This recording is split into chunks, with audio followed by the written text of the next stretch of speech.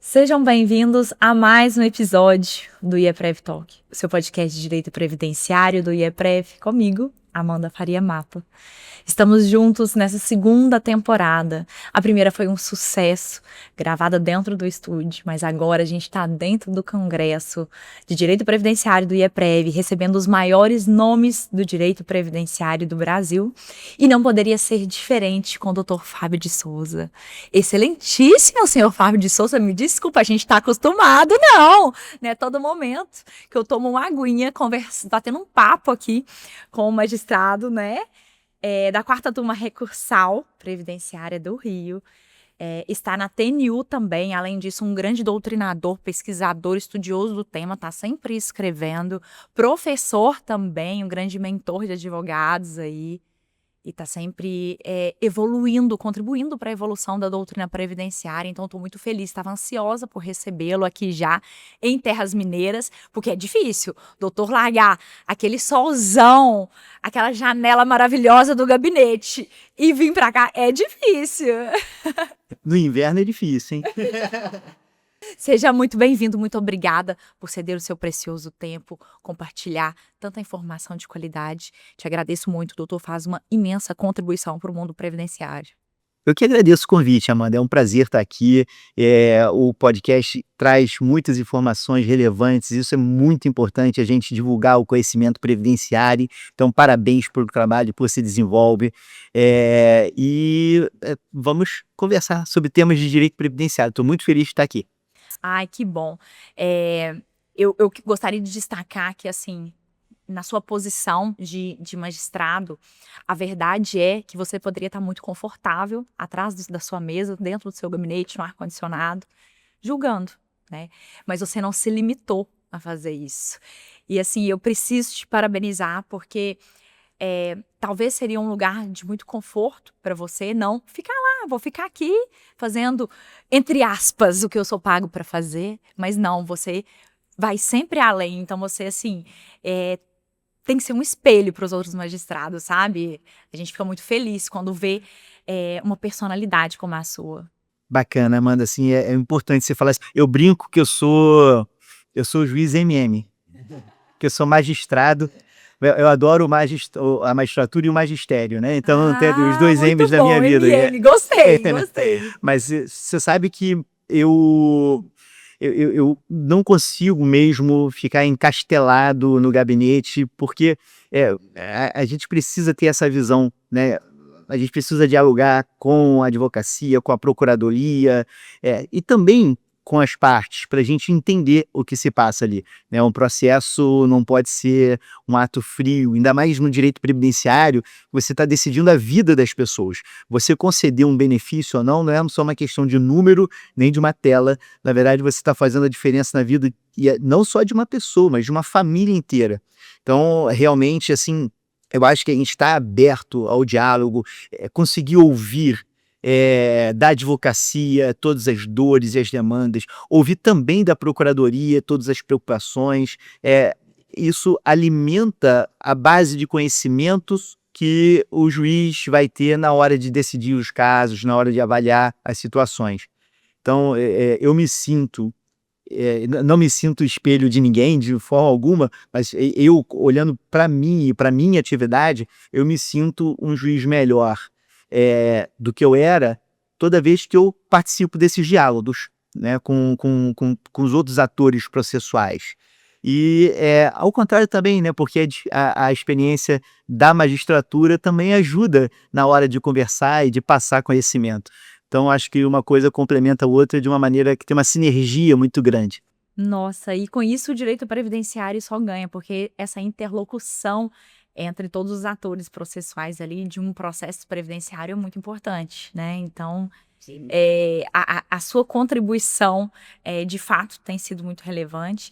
E eu acho que é até assim, um respiro que a advocacia tem de ter você na TNU, porque em época aí de ChatGPT, de decisões automatizadas, saber que tem, né, uma pessoa pé no chão, uma pessoa humana, de fato, encarando aquilo não como mais um processo, como mais uma estatística dessa inúmera demanda que o INSS tem, né, que é o maior litigante brasileiro, saber que, né, você está tendo esse cuidado e pensando com esse cuidado é tranquilizante, assim, a gente, em meios de alguns retrocessos sociais que tivemos, dos últimos grandes julgados aí, que foram contra o segurado, a gente, confesso, enquanto advogada, a gente ficou meio desesperançoso, assim, a gente quase que viu, assim, a justiça escorrendo pelas mãos, se esvaindo ali, indo embora. Então é muito bom. Talvez o caso mais traumático seja a revisão da vida toda, né? Tudo, fala em revisão da vida toda. E agora, neste exato momento, a revisão da vida toda está em julgamento e tem votos caminhando, e talvez será uma reversão, né? Meu Deus. Mas sabe, Amanda, só uma coisa que eu acho muito bacana ver é porque, assim, você tem muitos juízes federais com essa preocupação, né? Então, os próprios debates na turma nacional, a gente vê, tem ali um embate de ideias, de posições e entendimentos, mas a preocupação com a responsabilidade social, o realmente promover a justiça. É claro que interpretações podem ser diferentes, entendimento, mas isso é uma coisa que eu vejo, assim, na magistratura, nesse tipo de debate, existe, assim, é muito bacana. A magistratura federal, sobretudo no primeiro grau, e que a TNU é composta de juízes de primeiro grau, né? A gente tem essa presença do debate, que às vezes parece que não tem, por conta da demanda, da velocidade, mas quando você está analisando aquele caso, um representativo de controvérsia, assim, essa preocupação, ela existe. Eu fico muito feliz quando eu vejo esses debates. Nossa, que bom ouvir isso, como é bom, assim, a gente poder ter esse diálogo, vamos dizer, com o outro lado, né, e entender o que está se passando do outro lado. Então, fico muito feliz. E temos muitas discussões, mas temos muita coisa consolidada. Vamos falar nos temas que já estão consolidados na TNU, né? Como o tema 359, que é a questão do facultativo de baixa renda e a possibilidade ou não aí de complementação. Como é que tá essa situação? Tá assentado, tá pacífico? Traz pra gente, porque tem alguns temas assim que é interessante a gente pensar e levar para a advocacia, porque muitas vezes é muita demanda, né? A gente vê aí a demanda previdenciária crescendo cada vez mais, principalmente com indeferimentos automáticos do INSS. Essa robotização do INSS está enfrentando uma problemática aí, e principalmente de absorção do entendimento do judiciário, né? Porque a gente tem essa dificuldade da administração pública internalizar os entendimentos do poder judiciário dentro da sua atuação administrativa. Então é bom a gente memorizar esses temas aí. O 359 é um desses, né? 359 é um desses. Eu posso deixar a apresentadora embaralhada agora? Falar de... Por favor, por favor. Porque aconteceu, você falou agora, eu lembrei de algo que aconteceu agora no almoço do Congresso aqui do IEPREV, né? Então a gente estava a caminho do almoço, e aí eu estava na van indo, e tinha um grupo de palestrantes, e a gente estava conversando, e uma palestrante chegou para mim e falou assim, ela é advogada, né? A tua falou, Fábio, teve uma decisão sua na TNU que eu usei agora recentemente. E ela estava contando o caso em que a cliente dela, olha que bacana, a cliente dela recebia pensão pela morte do marido. E o marido, ele estava recebendo auxílio doença, ainda se chamava auxílio doença na época, durante muito tempo. E morreu, Previdência pagou pensão ali. Só que chegou uma hora que a Previdência, depois de anos, a Previdência falou, ó, aquele auxílio que estava sendo pago estava errado. Aí, era até uma situação de ele estava recebendo por tutela antecipada, aí o processo acabou contra ele. Então, cassaram a tutela antecipada. Olha o que a Previdência fez. Como ele estava recebendo tutela antecipada ali durante alguns anos, e a tutela foi cassada, falou, olha, caça com efeitos retroativos, consequentemente, ele estava sem trabalhar e sem contribuir. Ele não era assegurado. Quando ele morreu, ele não era assegurado, então cassou, tem que devolver esses valores todos aqui e você fica sem pensão. Olha que loucura. E era uma pensão alta, R$5.000, de repente aquela senhora viúva ficou sem renda e ainda com uma dívida, né? Numa situação como essa. E essa senhora, ela foi procurar 1, 2, 3 advogados, e os 3 advogados falaram, não tem jeito, porque você, realmente, quando ele morreu, ele não tinha qualidade de segurado, já que foi cassada a decisão e tal. E até que foi parar no escritório dessa palestrante. Aí ela falou assim, não, pera lá, tem um tema da TNU que resolve essa situação. Porque a TNU já decidiu que quando você tem um benefício, e esse benefício é irregular, mas ele está sendo mantido, enquanto a pessoa está recebendo aquele benefício, se ela tiver de boa fé, é claro, ela mantém a qualidade de segurado.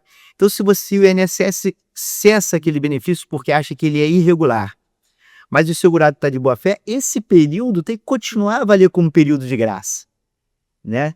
Então, ela pegou esse tema, eu fui relator desse tema na TNU, eu até brinco que esse é o tema que eu chamo de caso da viúva de Juiz de Fora. Por quê? Porque, no caso, era uma viúva que morava em Juiz de Fora e tinha acontecido exatamente a mesma coisa. O marido tinha morrido, ela estava recebendo pensão e o INSS cassou porque a aposentadoria do marido, né, no caso da TNU, era uma aposentadoria, tinha sido considerada irregular. E aí tem, assim, é um julgado interessante, a gente pega até o direito comparado, no caso da Alemanha e tal, e chega à conclusão de que a pessoa mantinha a qualidade de segurado. Conclusão. Essa história, ela fala o seguinte, ó, consegui restabelecer, com base no precedente da TNU, consegui restabelecer o benefício. Foram mais de 5 anos de parcelas atrasadas, né? Deu um valor bem alto, então foi bom para todo mundo, para advogado também, né, claro. E aí ela fala, mas o mais bacana foi que essa senhora, dias depois, me telefonou chorando, de emoção, dizendo assim, eu achava que já tinha perdido isso, porque vários advogados já tinham dito que não. E aí, chega aqui e conseguiu estabelecer, com base no tema da TNU. Exatamente, exatamente. Não conhecia esse tema. Eu sou ruim de número, tá? Que eu não vou lembrar o número da... Eu acho que é o 255, mas posso estar completamente errado. Mas a gente tendo essa tese firmada de que o benefício recebido mantém a qualidade de segurado, mesmo que ele tenha sido cancelado, cassado, né? Então, isso você vê como é importante conhecer, né, os precedentes. Nossa, mudou a vida dessa pessoa. Mudou a vida completamente, né? Então, a pessoa, imagina só, você fica viúva e de uma hora para outra, além de perder todo o apoio emocional, né, do seu parceiro de anos ali, você também fica sem estrutura financeira, porque você perdeu um benefício, 5 mil pode ser a diferença na vida daquela pessoa. E aí você, a profissão da advocacia ainda, né? Olha só que bacana, essa advogada conseguiu devolver dignidade para cliente, assim, é muito bom. E que legal ela te procurar, olha, o seu voto, que legal, Pois é. Que legal você saber que não foi só a vida daquela pessoa lá, da viúva de Juiz de Fora, outras viúvas, né, ou em outras situações também. É verdade, né? É verdade. Isso que é legal, é a sua tese reverberar, né? Isso que é interessante. Nessa 359 você não atuou não, né? Atuei também. Atuou, né? Eu votei, participei do julgamento. O 359, ele fala o seguinte, na verdade corrige até uma interpretação que estava errada, que basicamente, se você está recolhendo contribuições com valor, como contribuinte, como facultativo de baixa renda, e as suas contribuições não são validadas, você pode complementar aquelas contribuições, tá? Então você pode complementar essas contribuições. Só que o diferencial aqui, que é interessante, é que você pode fazer essa complementação mesmo depois do fato gerador do benefício. E, vamos lá, a pessoa está pagando contribuição como facultativo de baixa renda, 5% do salário mínimo. Fica doente, incapacitada, não consegue trabalhar, dá entrada no auxílio por incapacidade. O INSS chega lá e fala, ó, não valida essas contribuições, você tinha uma atividade, você não pode ser classificado aqui como facultativo de baixa renda. E aí, se eu não estou validando essas contribuições todas abaixo do mínimo não valem, consequentemente, estou indeferindo seu benefício. O que a TNU fala é o seguinte, ó, você pode complementar essas contribuições, E ao complementar essas contribuições, você consegue retroagir o benefício para salvar aquela DER. Então você faz a complementação mesmo depois da DER, mesmo depois do fato gerador, e você salva aquela data do requerimento original. Então você recebe os atrasados. Então foi isso que a TNU decidiu nesse tema. Você sabe que eu tive um processo nesse mesmo sentido. E aí ele foi problemático em 2 pontos, administrativamente falando. Houve tanto a questão da não validação da baixa renda, mas teve também a questão de não aprovação da perícia médica. Tudo bem. Judicializamos. Na justiça, a sentença foi a perícia reconheceu a incapacidade, e inclusive o maior número de processos que tramitam, de acordo com o CNJ em números, é benefício por incapacidade. A perícia, de fato, né, a gente tem um gargalo ali na perícia. E aí ela foi aprovada na perícia, e até foi concessão de uma aposentadoria por incapacidade permanente direto. E com relação às contribuições de baixa renda, o entendimento foi exatamente esse, que ela poderia fazer a complementação, e mais, que poderia descontar o valor da complementação no RPV, nos cálculos, na liquidação da sentença, em que ela iria receber. Então, assim, desnecessário fazer uma GPS para pagar os atrasados, fazer uma compensação ali na liquidação da sentença. E eu achei assim, gente, que fantástico, né? Que racionamento de energia. Vamos poupar a energia de todos os lados e resolver a questão. Imagina, se você tem que pagar aquilo ali, de repente vai ser um óbvio, né? Que a pessoa pode simplesmente não ter o dinheiro, né? E se você tem um crédito para receber, compensa, hein? Bem bacana. Eu achei muito interessante isso na sentença, porque, de fato, pode ser uma limitação para uma pessoa, que nesse caso que a gente está falando é um benefício por incapacidade. A pessoa já está incapacitada, ela está sem trabalhar, ela está sem receber do INSS, ainda ter que fazer uma complementação para conseguir receber do INSS. Quem sabe a gente pode sonhar com uma aplicação dessa na via administrativa. Olha, complementação está aqui. Pega o PAB, né? Desconta do PAB. Mas você tem que receber 3 meses de benefício. Vamos lá, vamos fazer um acerto de contas aqui. Porque o que acontece é o indeferimento.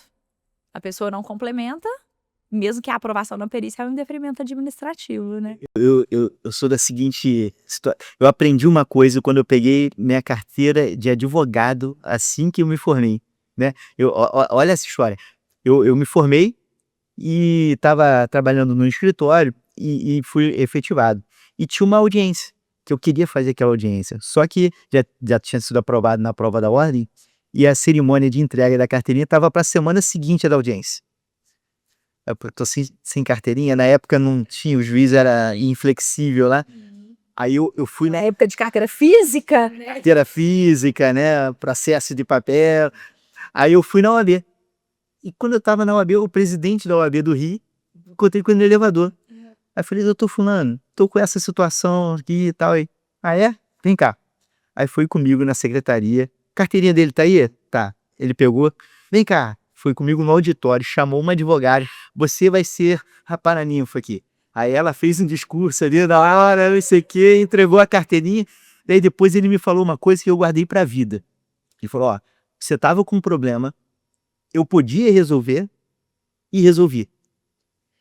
Então, assim, leve isso pra vida. Tem gente que cria o problema ou que faz de tudo pro problema não se resolver. E é uma situação como essa, olha só, a pessoa tem um crédito, que ela pode não conseguir acessar o benefício mesmo tendo um crédito. Ela tem um problema e ter uma solução juridicamente adequada, que pode resolver, por que não aplicar, né? Então ali, tá um problema, vamos resolver o problema. E isso serve para a vida, né? É o tal do focar na solução e não no problema. Eu tenho esse problema, inúmeros problemas, mas vamos pensar a solução? Não adianta você focar no problema. Vamos focar na solução, né? E serve para todas as áreas da vida. É isso aí. Outro tema também que é muito importante é o tema 343, já que a gente está falando de benefícios por incapacidade.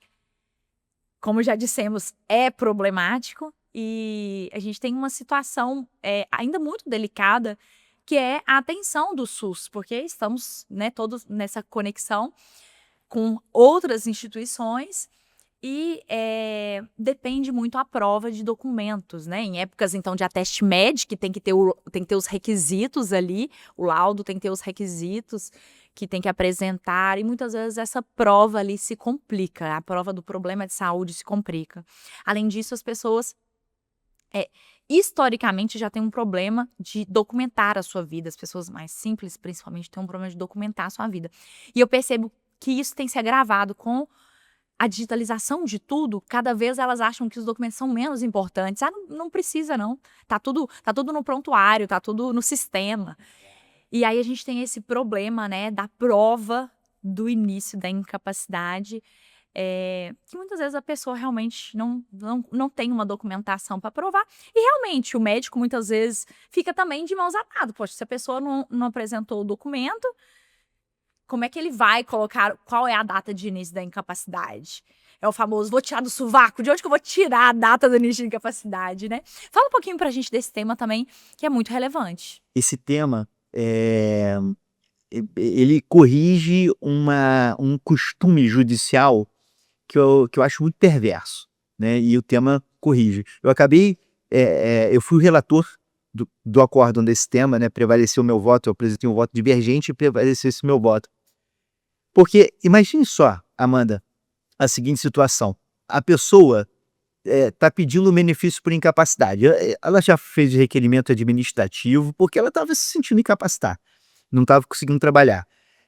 Foi para o judiciário, porque o INSS negou, né, ajuizou uma ação e aí faz a perícia. E o perito constata ela realmente está incapacitada. Eu constato que ela está incapacitada, mas eu não consigo afirmar qual é a data de início da incapacidade. Às vezes o perito pode, né, ó, eu sei que ela está incapacitada, mas não sei quando começou. Qual é uma solução muito empregada em vários processos que falam isso? Na hora que vai sentenciar, o juiz diz assim: olha, como ela só provou que está incapacitada a partir de agora, eu vou aplicar aqui o ônus da prova, vou dizer, ela não fez prova de que estava incapacitada antes, e vou fixar por uma ficção mesmo, uma ficção, que a incapacidade surgiu na data da perícia, na data do laudo, na data da perícia. E com isso é como se a pessoa não tivesse incapacitada antes. Quando ela pediu. Quando ela se sentiu incapaz de ter os requerimentos. Como é que pode você falar que a incapacidade surgiu naquele momento? Naquele momento a pessoa está fazendo a perícia para demonstrar que ela não surgiu naquele momento. E qual é o problema disso? O problema é que você, claro, perde as parcelas atrasadas, você trabalha sem conseguir trabalhar, aquilo faz uma diferença enorme na vida da pessoa, mas mais do que isso, pode ter situações em que você perde o benefício, porque, olha só, se a pessoa estava no limite do período de graça ali, e até fazer a perícia judicial, desde o requerimento administrativo até a perícia judicial, às vezes passou ali 6, 8 meses, 10 meses, né? A pessoa pode ter perdido a qualidade segurada aqui. E aí, se eu fixo a data de início da incapacidade na data do laudo, pode ser que ali ela não tenha mais qualidade segurada, né? Aí o tema 343 fala o seguinte, olha só, fixar a data de início da incapacidade na data do laudo é excepcional, não pode ser a regra nessas situações, é super excepcional, você tem que justificar, porque explicar detalhadamente o motivo. Pode ser uma doença crônica, com muitas idas e vindas, não crônica não, com período de agudização, então você pode justificar, agora vai ser excepcional. E isso que é mais interessante nessa decisão, é reconhecida uma presunção lógica de que a incapacidade existe antes. Se a pessoa na data da perícia da incapacidade é porque antes ela já estava, em algum momento antes. Então, o tema 343, ele tenta dar liberdade para o juiz não ficar limitado à data do laudo. Então, ó, juiz, você pode presumir que existe essa incapacidade antes. Você pode ir olhando elementos dos autos, que às vezes está ali, ó, faltando. O juiz, até pelo senso comum, até pelas regras de experiência, melhor dizendo, pode perceber, não, a pessoa já estava incapacitada aqui e, com base nesse tema, dá direito ao benefício. E esses benefícios por incapacidade, eu sou muito cuidadosa com eles, porque é uma pessoa em uma situação de extrema vulnerabilidade. A pessoa, normalmente, ela não consegue voltar a trabalhar, a empresa não aceita que volte a trabalhar, que é o limbo trabalhista previdenciário. Mas mais do que isso, a pessoa muitas vezes não consegue nem fazer o tratamento, né? Ela tá Então, sem dinheiro, ela não consegue nem cuidar também da própria, sabe? É uma situação, assim, é muito triste. São benefícios, assim, que eu gosto de estudar muito. As minhas disciplinas que eu dou aula em pós-graduação são muito focadas nos benefícios de incapacidade, que é o que me sensibiliza muito e que eu vivi isso, né? A minha mãe, ela é aposentada por invalidez no INSS. Ela era uma bancária que teve LER, uma situação muito grave mesmo, que ela chegou assim, ao ponto de não conseguir pentear os cabelos. E ela era bancária em uma época em que era tudo escrito. Ela fazia contabilidade de, tipo assim, 50 agências bancárias à mão, por escrito. E eu estive com ela nas perícias. Ela não tinha com quem me deixar. Eu ficava na fila, na porta do INSS com ela. Eu ficava com ela na porta do INSS esperando. Antes era, tipo, tinha 30 senhas hoje. Aí você tinha que chegar de madrugada. Aí eu lembro que meu pai ia de madrugada. Aí quando dava a hora, você vem. Aí trocava, só porque meu pai já tinha que ir pro trabalho. Aí eu ficava com ela na fila, esperando chegar a vez. Isso mexeu muito com a minha família. Tipo assim, mês que vem tem que fazer perícia. E aquilo ali já começa, sabe? Ficava todo mundo tenso, ninguém conseguia comer direito, já ficava... Era aquela tensão dentro de casa, porque se o benefício não caísse... E impactar a vida, né? Ela não ia pagar a minha escola, não, sabe? Era assim, tudo ia mudar. E a vida ia virar de cabeça para baixo, se porventura aquele médico achasse que ela não estava mais incapacitada. E o banco ia demitir ela. Se ela voltasse, é inevitável. Ela não iria continuar trabalhando porque ela não conseguia fazer o trabalho. Então, assim, eu vi o sofrimento de uma pessoa querendo um benefício por incapacidade e, mais que isso, precisando, né? Porque, na verdade, ninguém quer um benefício por incapacidade. Ninguém quer, né? A pessoa quer ter saúde, quer trabalhar. Ninguém quer estar incapacitado. Ninguém quer, né? A pessoa precisar receber um benefício por incapacidade. Então, isso, assim, impactou muito a minha vida, a vida da minha família. Minha mãe ficou 8 anos nessa situação, recebendo auxílio-doença. Eu era criança, adolescente. 8 anos recebendo. Depois, o próprio INSS se converteu em aposentadoria por invalidez. E aí, quando saiu a concessão, a gente foi em Romaria para Aparecida, lá em São Paulo, para agradecer, porque foi um momento, assim, de ufa, eu posso dormir. Eu não vou ter que ir para fila, ficar lá na porta.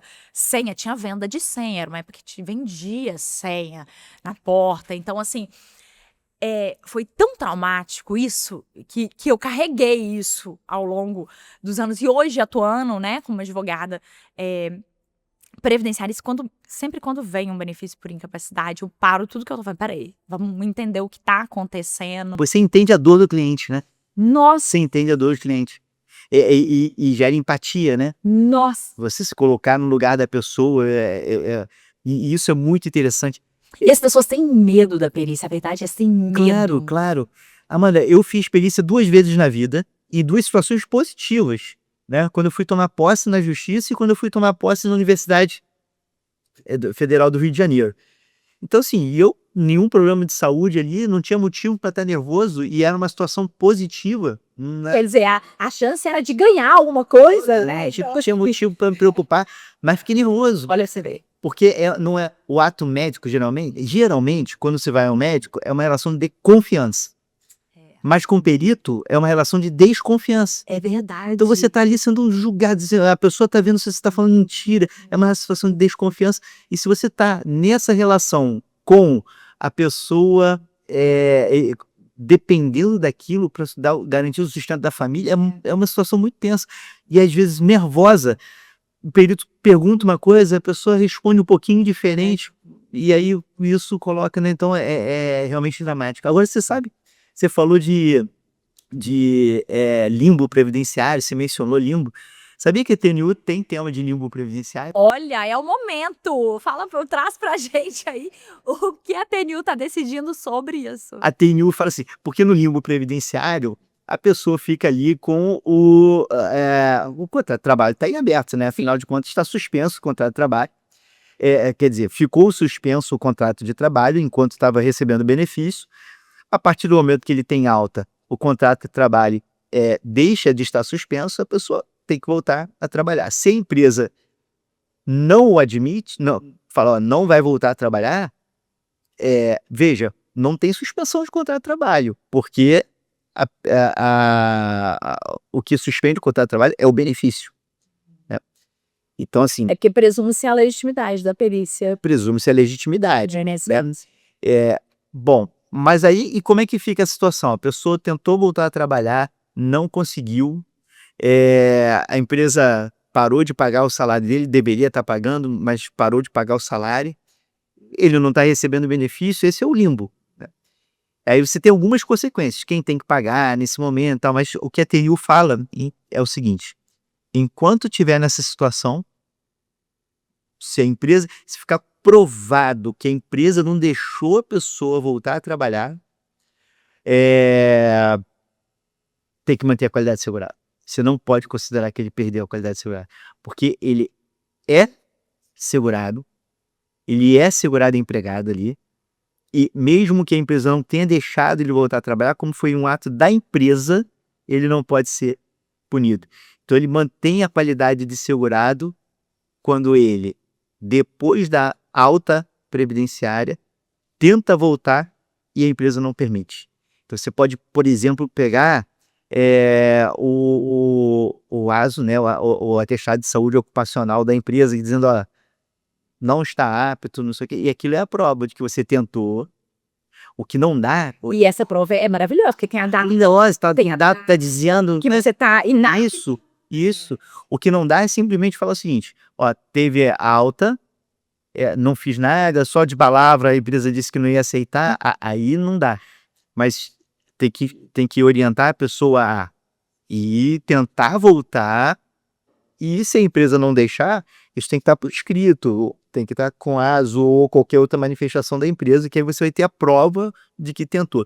Se você prova isso, você está sem trabalhar, sem contribuir, mas não por uma coisa que dependa de você, então você mantém a qualidade segurada, que TNU tem tema falando isso.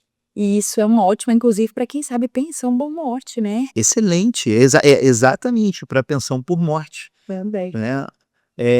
Ou então, se a situação da pessoa se agravar, sim, e aí ela voltar a ficar incapacitada, né? Então você manteve a qualidade segurada até você ficar novamente incapacitado. Excelente, excelente. Ó, a vontade é ficar discutindo todos os temas aqui, mas a gente tem que fechar que você tem um voo de volta, você tem que voltar lá para a TNU, por favor, precisamos de você lá.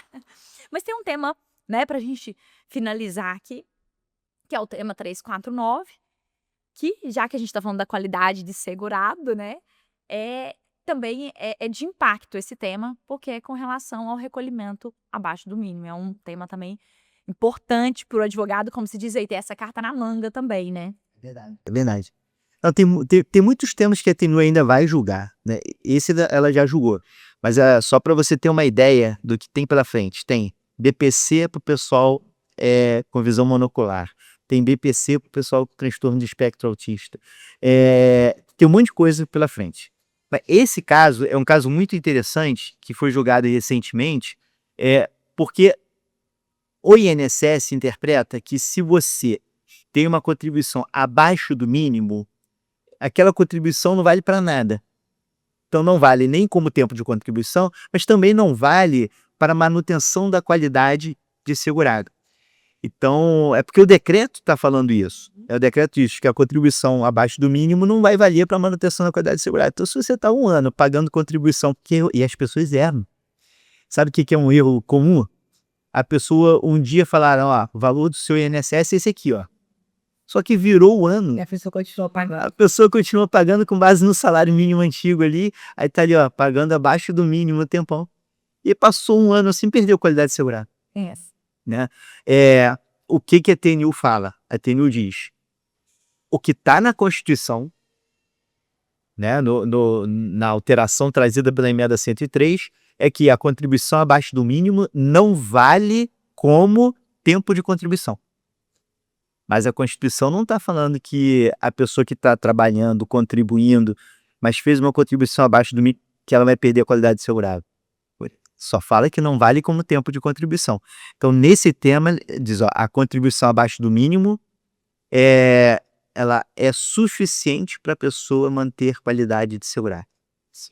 E é uma coisa que, olha como seria resolvido de forma fácil. Eu já estou pensando na solução, mas que eu foco na solução.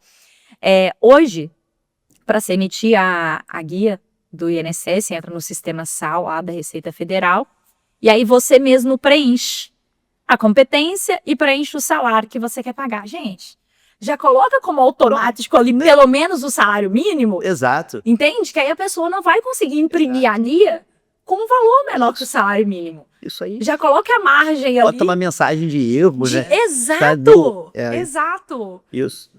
Sinaliza que tá errado, né? Eu tenho uma impressão, sabe? Um desabafo que eu tô fazendo aqui, que o INSS é mais ou menos assim, para que ajudar se eu posso atrapalhar? É mais ou menos isso, sabe? A sensação que a gente fica, às vezes, de algumas coisas que estão tão evidentes, assim, tá tão evidente, como mesmo algumas decisões que estão consolidadas judicialmente e que a gente tem que judicializar porque o INSS não internaliza isso. Então, até aproveitando a sua presença aqui para levar o desabafo da advocacia para o Poder Judiciário, muito se fala em litigância predatória de advogado previdenciarista.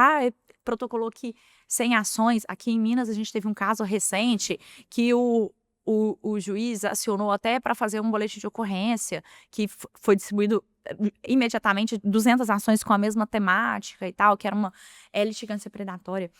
Mas veja bem, quem está fazendo uma litigância predatória é o INSS, sabe? O INSS, na medida em que ele é o maior litigante brasileiro, ele ganha dessas financeiras que são conhecidas aí, desrespeitosas com o direito, já conhecidas. E a partir do momento em que ele está no topo como o maior litigante brasileiro e que administrativamente a gente não tem visto nenhuma força-tarefa nesse sentido de peraí, vamos resolver o problema. O que está acontecendo? Por que tem tantas ações nesse sentido? Entende? O pensamento, eu acredito que esteja errado. O problema não é o advogado ajuizar 200 ações com a mesma temática. É por que esses 200 causas chegou até o advogado? Foi porque o INSS 200 vezes fez a mesma coisa errada. Entende? Então, assim, a gente sente a advocacia previdenciária, às vezes, até mesmo perseguida, enquanto que o INSS, na sua posição de grande obstaculizador da concretização da Seguridade Social, porque ele é o órgão que concretiza tanto o direito assistencial como o direito previdenciário. Mas muitas vezes ele está ali mais como uma barreira da concretização do que outra coisa. E aí a gente vê uma força-tarefa em cima da advocacia, enquanto a gente não vê a mesma coisa em cima do INSS. Aí já até te digo outra coisa que aconteceu em um processo meu aqui do TRF6. E aí depois eu te conto o deslinde, porque ainda estamos no meio do caminho.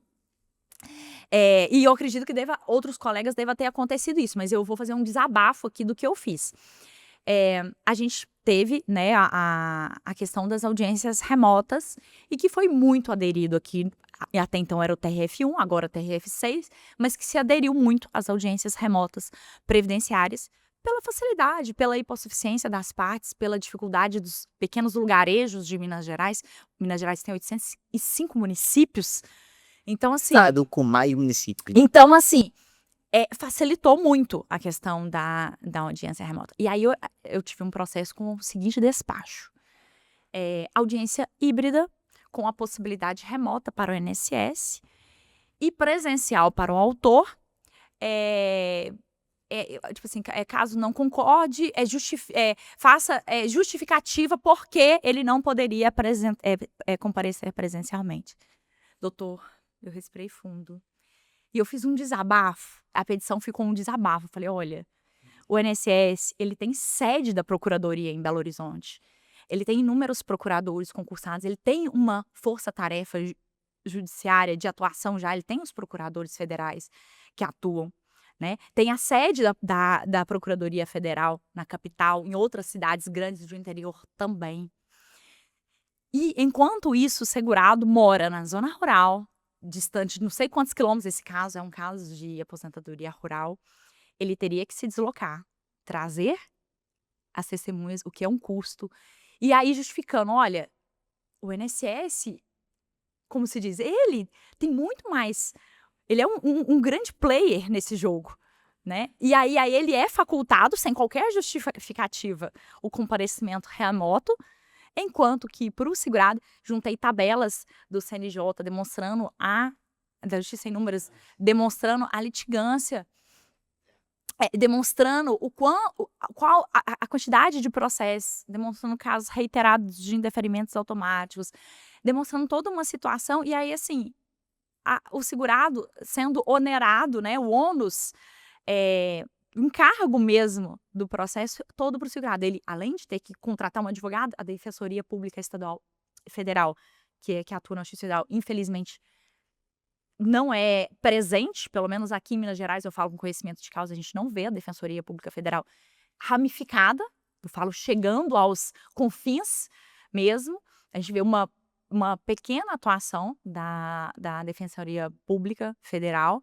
Eu acredito muito que até por uma falta de apoio institucional, enfim, orçamento, a gente vê que é muito limitado, isso aí a gente não tem dúvida disso, né? Mas aí o segurado, como se diz, se vire, é mais ou menos isso, sabe? Não, eu entendo, eu entendo. Eu acho que são problemas graves, os dois, né?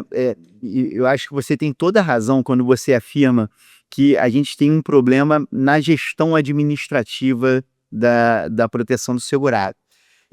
O problema não está numa crise do judiciário, está numa crise da administração. Com certeza. Se a administração prestasse um serviço melhor, você teria menos judicialização.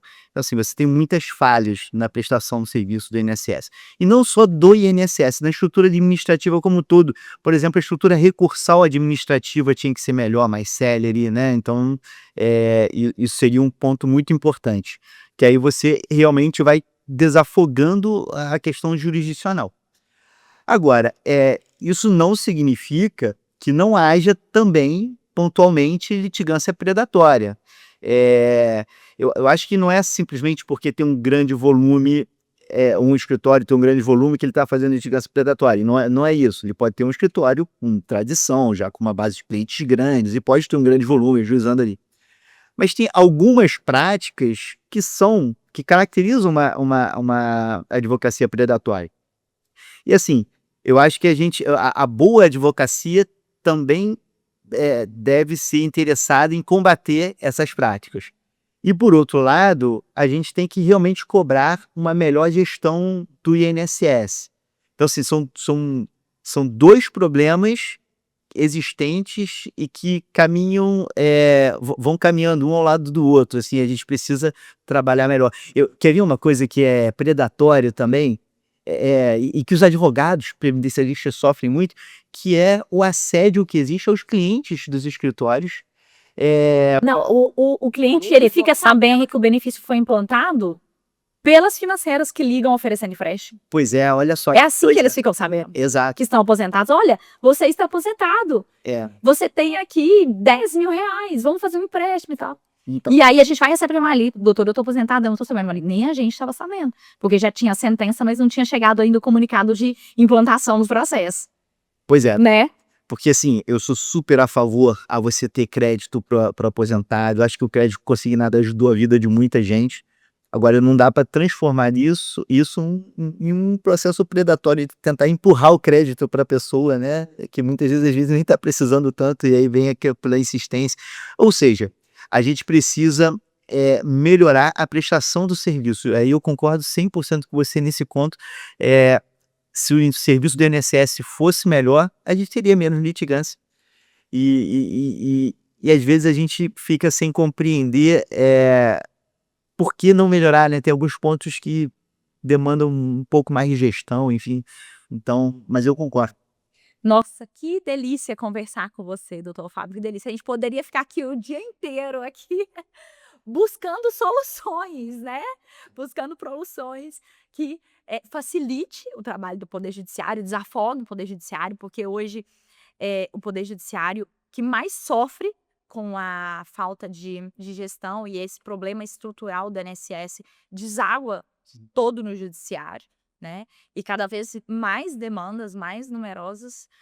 Então, como é bom ter essa oportunidade de trazer essas reflexões, de contribuir, né, para esse contexto, para esse esclarecimento das pessoas também. Com certeza, os advogados que estão nos ouvindo vão pensar várias vezes nesses temas aí antes de atuar. Quero te agradecer muito pelo compartilhamento, pela sua presença, a sua disponibilidade. Você veio a Minas, enriqueceu o evento do Congresso, enriqueceu o nosso podcast também, então estou muito feliz, tá? Eu que fico feliz, obrigado pelo convite, sempre um prazer. Precisando, só convidar. Nossa, muito obrigado. Deixa a sua rede social, onde que o pessoal te acha, o site que você tiver. Pessoal, eu sempre falo, tá? Olha o que eu falo. Falo, gente, cuidado com o que vocês estão lendo. Cuidado com quem vocês estão seguindo. Você é um advogado previdenciarista? Cuidado, você está lendo o que o advogado está escrevendo ou você está lendo só o que outras partes estão escrevendo? Só que o que o Dr. Fábio escreve, esse eu recomendo, tá? Esse eu recomendo. Deixa aí pro pessoal te achar. Não, eu acho que o jeito mais fácil de achar é pelo Instagram. A rede é o perfil prof.fabiosouza. Vamos ver, prof.fabiosouza. Tá? 99% dedicado ao previdenciário, 1% eu falo bem do Fluminense Futebol Clube. Então já estão sabendo, informação de qualidade sobre previdenciário e futebol é no perfil do professor Fábio. Tem umas pitadas ali de vida diária, porque a gente é um ser humano.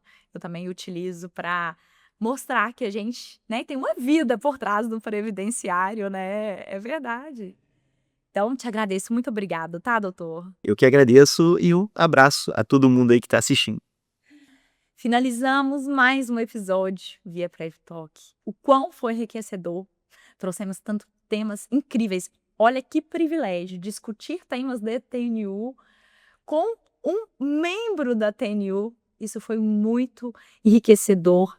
Brilhantes ideias. É tão importante ver como o doutor, com toda a sua sensibilidade, né, traz para o previdenciário, ao mesmo tempo que o rigor da lei, mas a sensatez, né? A sensatez de uma vida real, de um coração que sente o que está acontecendo ali por trás do processo. Então, estou muito feliz. Finalizamos esse episódio, né, com toda a gratidão aí ao doutor Fábio, todos os magistrados que fazem uma atuação belíssima e contribuem também para a evolução do direito social como um todo, né?